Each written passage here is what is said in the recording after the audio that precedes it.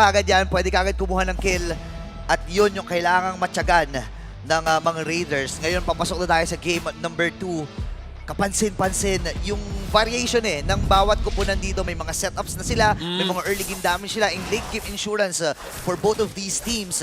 So talagang aabangan na lang natin kung sino yung makakapag-selyo ng early game para sa magkabilang kupunan. Game number 2 para sa RSG Philippines at AP Bren. Actually, medyo parang magiging mahirap to for the early game para kay Eman. Kasi, again, wala namang talagang ultimate stop dito ang RSG sa mga initiation na pwedeng gawin ng AP Bren. And nakaano siya lang dito, naka-flicker siya. So, yes, pwede niyang gamitin yon para makalayo, makatakas. Pero again, ang dami kasing pang-abot, ang daming pang-initiate, and ang daming crowd control ng AP Bren.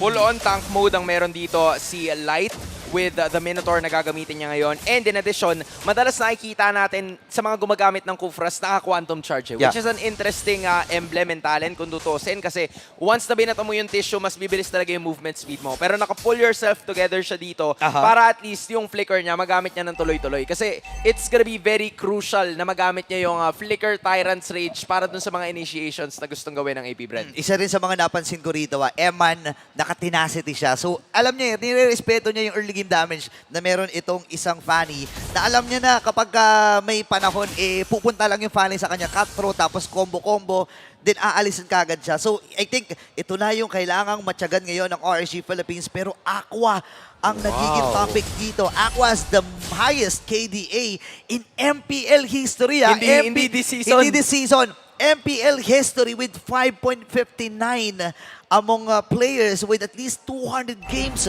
Grabe yun. Grabe talaga. Nakikita natin dito yung expertise and nakikita natin yung veterancy na meron na nga si Aqua. And sa totoo lang, ang nakakatakot din kasi sa pagiging mid lane ni Aqua, nandun yung aggressiveness at the same time, nandun din yung nandun din yung pagiging maingat. Kaso nga lang, Flap TC, nandun yung penalty zone, pero Irad with the retry pa rin na makakasecure ng first turtle. Umaamba pa rin naman dito, pero mamamatay dun si Nats. Nakabawi dun pero again, turtle versus a kill. Sino mas lamang dun? I mean, maganda na sana yung nasimulan, pero RSG, knowing kasi na merong shields na naibibigay yung turtle, so kahit papaano, makakapag-engage pa sila ng tuloy-tuloy. However, you also have to give it to Kyle TC kasi nakakuha siya ng pinakauna niyang kill. And it's really gonna help the side of AP Bren, lalo na ngayon na meron siyang lethal ignition, which is gonna help him in terms of like the damage over time. Plus, yung snowball factor para magagaling dun sa Fanny, masakit talaga. Aray ko, nakabawi din Flap TC dito with that penalty zone.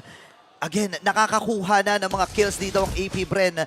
Nakita na natin to nung game number 1, pero andun din yung penalty zone. Kinopya yung original. Pinatay mo yung kakampi namin, napapatayin ka rin namin, pero Kyle TC nagwawala na rin naman.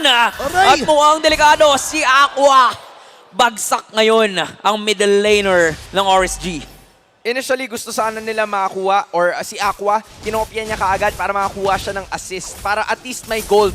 May gold siyang makakuha from that kill. And unfortunately, para sa side ng RSG, AP Bren had very good communication. Alam ni Flap TC na nakomit na kaagad yung ultimate na ginamit ni Aqua. So, pinapunta niya si Kyle TC, and the plan is to just feed Kyle. Feed Kyle more hanggang sa point na hindi na talaga kayanin ng RSG yung damage. And AP Bren now holding a comfortable lead, 800 pagdating ng ating early game. Yeah, and kapansin-pansin din yung ginagawa ng RSG dito. I mean, ng AP Bren rather. Kasi the fact na dito sa 4-minute mark ng ating game, wala pang nanggugulo dun sa purple buff ni Kyle TC. Ibig sabihin, nagagampanan ng mga supporting cast dito ng AP Bren. For example, si Few at itong si Ogwen, yung kanilang role na umikot na maganda, maintain itong distance nila against RSG. I mean, yung ma-close yung gap against sa mga utilities dito ng RSG.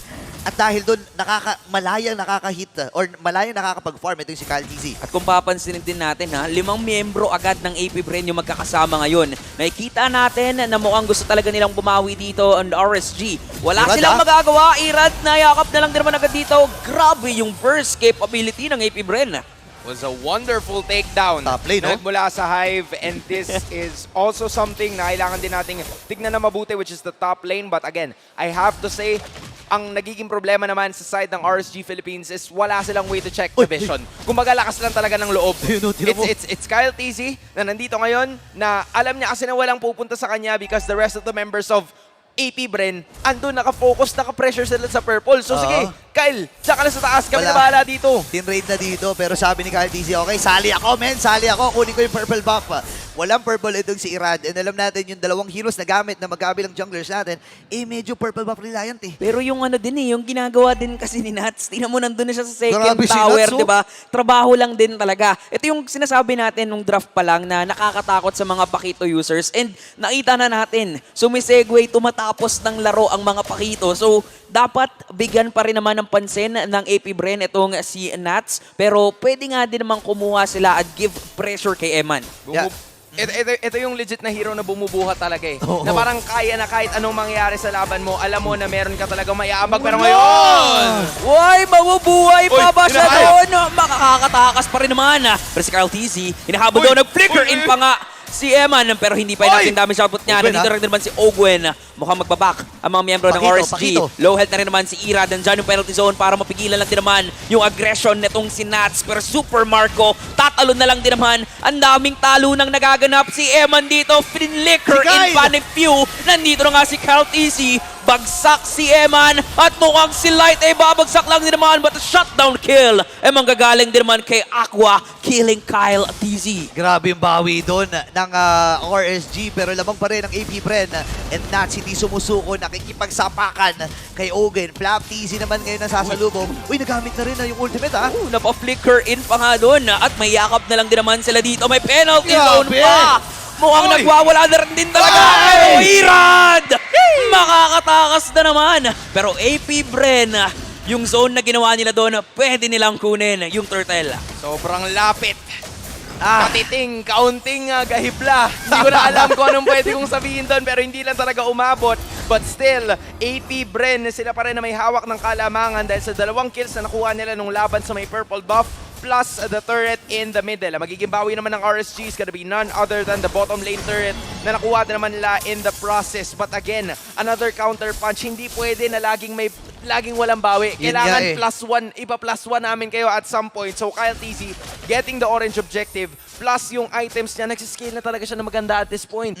Hindi pumapayag na walang gante dito ang RSG at nakikita naman natin, alam nila na masakit na talaga si Kyle TZ sitting on a 3-1 and 2 na KDA. Hindi ka pwedeng mag-isa dyan eh. Kapag nakita ka mag-isa ni Kyle TZ, talaga may paglalagyan ka. And RSG, alam na nila yon. So nagbabody-body system na sila. Dalawa-dalawa ang magkakasama dito. And si Nats, gusto ko i-comment si Nats. Ang ganda ng rotation niya, clear wave, nagbibigay siya ng vision dito, and at the same time, yung pressure din sa AP Bren na kailangan nilang matyagan itong si Nats kasi hindi natin alam kung saan magagaling to. Oy, hop! Kaya nga napipilitang mag-react si Kyle TZ. Siya na ngayon mas magkiklear dito sa may bandang itaas para lang din naman makaabot siya doon sa mga team fights kasi mabilis naman din talaga ang isang Fanny. But then again, for the other members of AP Bren, sila naman yung nagtatrabaho dun sa kabila. Top lane Kung ulit, merong trabaho si Nats, meron ding trabaho dito ang mga miyembro ng AP Bren.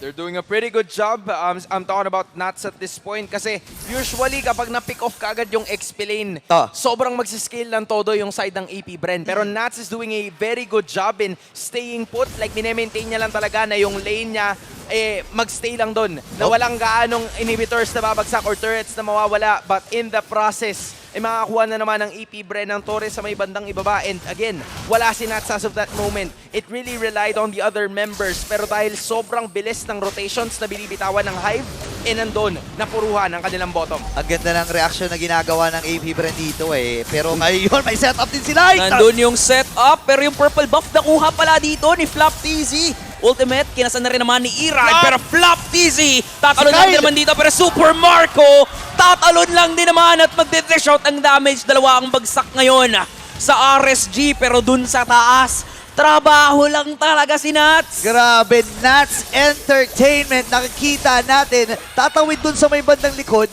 Mababasag ba? Yamab, nabasag ito rin dun sa may bandang itaas. May fair trade na masasabi natin.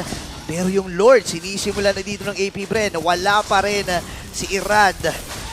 0-3-0 ang kanyang KDA at ang Lord level 1 ay makukuha ng malaya dito ng AP Bren. Mapupuruan sana or talagang nabigyan si Irad at this moment of the game. 0-3-0 at kita mo naman sa may bandang kabila, Kyle TZ 4-1-2 na. Yung scaling ng Fanny ay kakaiba to the point na hindi na talaga masyadong na-handle ng RSG. Once na nakita nila si Kyle TZ na pumasok na sa frame, it's the sign for them na umalis na lang mag-back away na. Pero it's too late dahil sobrang tindi ng ipinapakita ni Kyle TZ as of this moment, and I can't wait to see yung items na na-build up niya dito kasi sobrang kate na talaga ng damage. Not to mention, idagdag mo pa yung burst amount na ibinibigay din nila. Uy, burst nila doon si Flop, mapapa-flicker pero hindi enough. Ayun Yung naman flicker siya. niya, ito na si Kyle. Si Kyle. Pero si Ogwen, tatalo lang din naman. Nandun sila sa loob ng tore ng RSG. Irespeto nila yung damage Oy! sa no, ni Irad, nagkakahanap ng potential kill.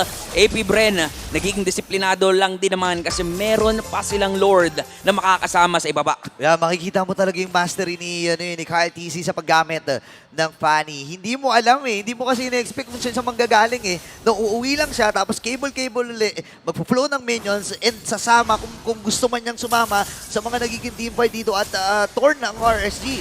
Kung saan ba sila magre-react? Uy, may pagtalo na ginagawa si Ogwe dito. Umaamba Pero lang first lang para doon sa level 1 ng Lord. Mabilis lang naman ito. Uy, Pero sakit. sakit Uy, sakit nararamdaman ni Super Marco yung mga electrifying bits ni Irad.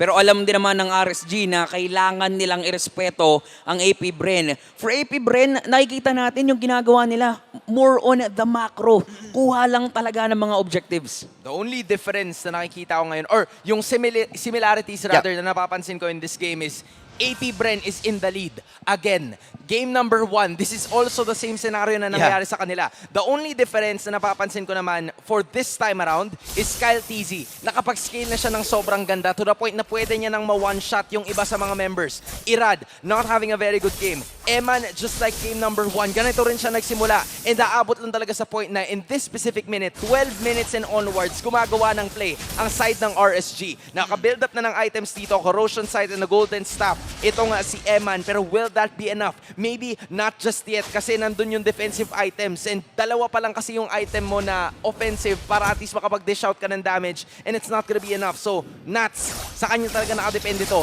Nakabangko na yung dalawang torre niya sa may bandang itaas para at least yung pressure ay ma-alleviate naman. Yeah, gusto ko yung sinabi mo dito about kay Kyle TC. Magkaiba kasi yung yung mechanics ng mga heroes na gamit nila ng games ng 1 and 2.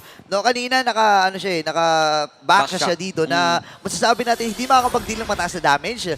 Pero this time kasi may burst na And isa sa mga heroes talaga na paborito ito ni Kyle TC. Pero kayo may setup Si Nats ang mabibigyan yata doon, pero nandito lang naman si Light. Pagdadabog na siya ngayon, flicker out si Ogwen. At nandoon si Flop TC para mag-setup. Pero Super Marco, namataan nila. Tumalon papasok, kaya naman binigyan lang din naman ng suntok. At ngayon ang RSG, mukhang sila ang magwawagi doon. May advantage sila na pwedeng kunin sa AP Bren.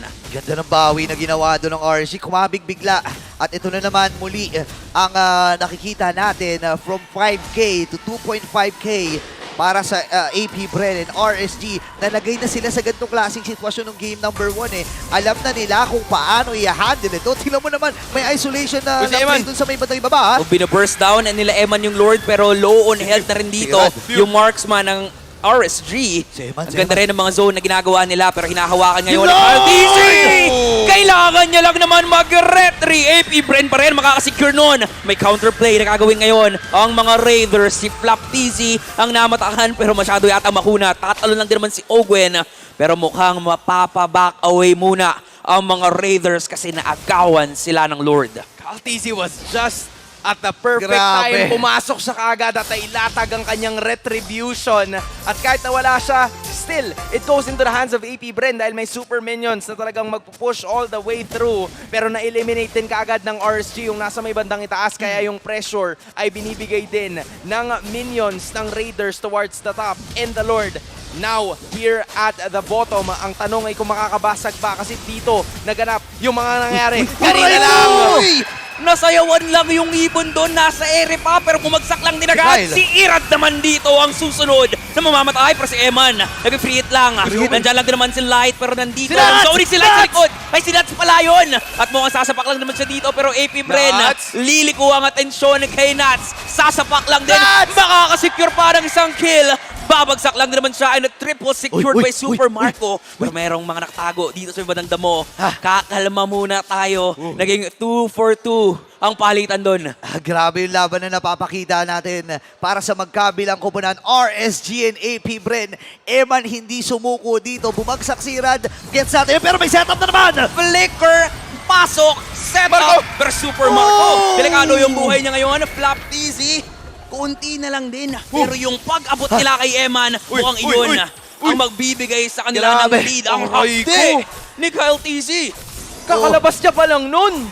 Kakalabas Wala lang. ka My buhay lang goodness, Kyle TZ with an entirely full build already, or actually naghihintay na lang siya ng isa pang item para matuloy-tuloy na talaga yung damage output with the Blade of Eptasis. Andiyan pa yung Malefic Roar, so you could expect na full-on maximum damage output, lalo na ngayon. It's already 15 minutes in the game.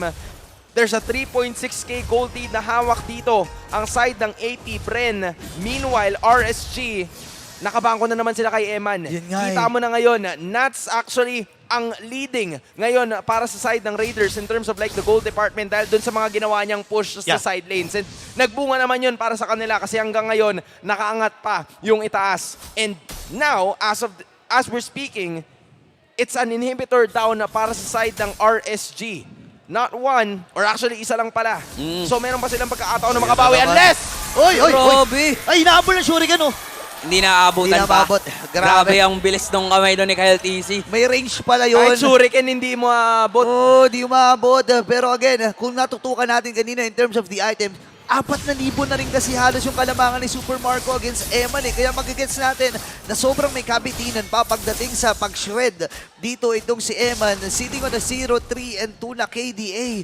Kailangan nilang bigyan ng magandang posisyon. Pero paano nila gagawin yon kung ang Terizla at si Terizla at si Flap TZ dito, ay siya lang yung nakikita. Oo, di ba? All eyes on Eman. Para kay Flap TZ and even kay Aqua, ganun nga din yung ginagawa nila eh. Pag may namataan, matik, all in agad-agad. Pero sumisilip na rin naman dito mga miyembro ng RSG. Yung pag-flank din ni Nats eh, nagiging threat din yon for AP Bren. Pero kahit na ganun, parang ang ganda rin naman ng mga pwesto ni Super Marco. Kita mo yung initiation na ginagawa ng RSG. Talagang ginagamit nila yung skills nila every time na pumapasok sila ng bush kasi they have no other way to check vision. Meanwhile, AP Bren, meron silang feathered airstrike. Nandiyan pa yung talon na manggagaling kay Ogwen. So, purong lakas ng loob talaga yung side ng RSG.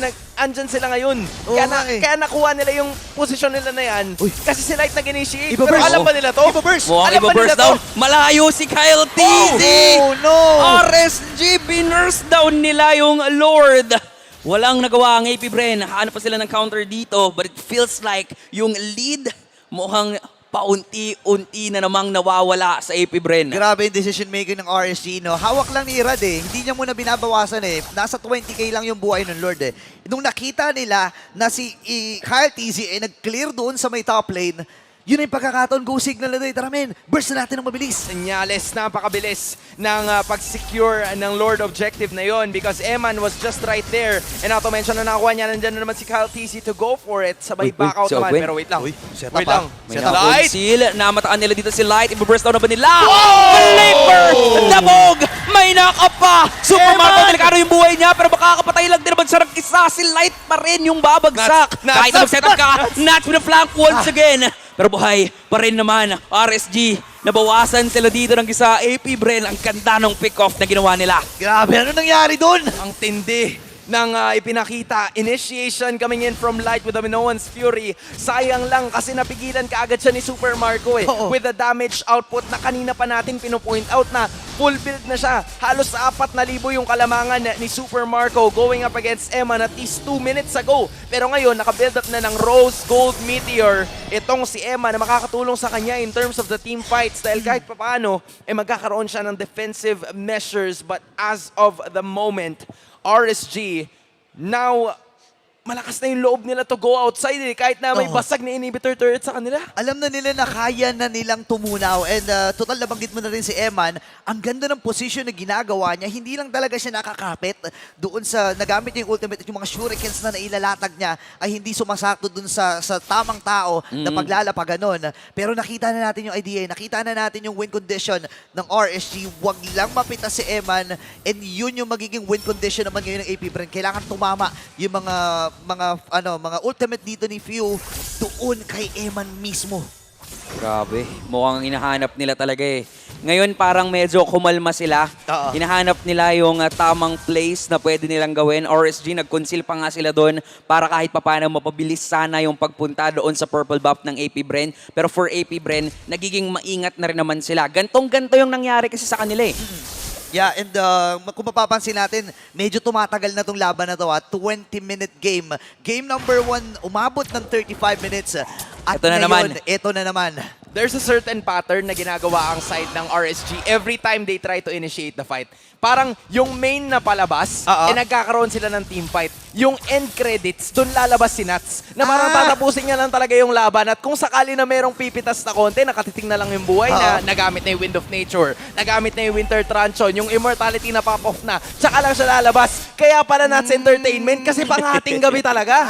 Yun pala yun. So, sino nga ba ang magiging bida sa istorya na ginagawa ng RSG at AP Bren? Kasi ngayon, nasa climax na tayo eh. Inaabangan na natin, nasa 20-minute mark. Iran dito, ginamit na rin niya yung kanyang electrifying beats in Super Marco. Nagdagdag na rin ng kits. Wind of Nature para sa kanya. Additional survivability at huge respect para kay Nats rito. I think si Nats ang pinag-aandaan niya eh. Oo, sa totoo lang. Pero yung pwesto kasi niya, tingnan mo, nandun nakaabang sa may purple buff So, ni win. Kyle at TC. Dalawa din naman yung nandun sa AP Bren. Pero mukhang ang call nila dito, parang group up papunta doon sa Okay. purple ni Kyle. Nandyan yung Feathered Airstrike Lalapit ba? na Hindi pwede na. pa rin namang gamitin at mukhang Sinuko. hindi makukuha yon ng AP Bren. Meanwhile, for AP Bren, yung dalawang miyembro nila dito na Brusco, nakapwesto pa rin doon sa may Lord. Nako, narito na tayo sa pagkakataon na kung saan lumalabas na yung bida at kontrabida. Ito Yung na mga yun eh. protagonist at antagonist. So sino nga ba dito sa laban na ito ang tataguri ang kampiyon or magwawagi sa buong pelikula na ginagawa natin?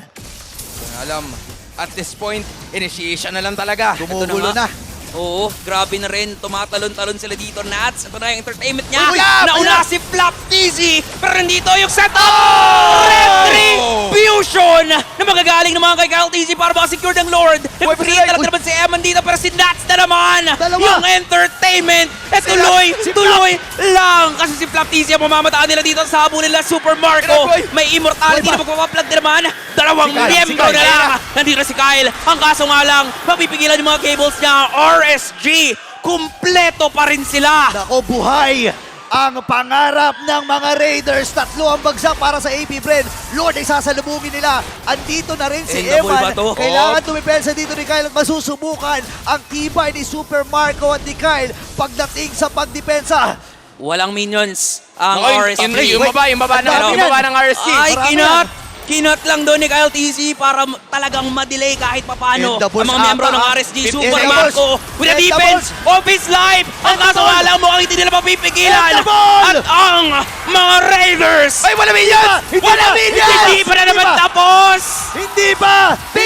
Deja vu to kahapon! Gantong-ganto rin yun. Ganito rin yun! Hindi pa tapos ang laban pero ang taas ng death timer. Mabubuhay na rin si Flap TZ, Ogwen and Pew at ang buong koponan ng AP Bren ay kumakapit. O, teka lang. Ito na. Ay! Ito na yata. Ito na yata. Na-cliffhanger na naman tayo. Pero mukhang gusto na talagang tapusin.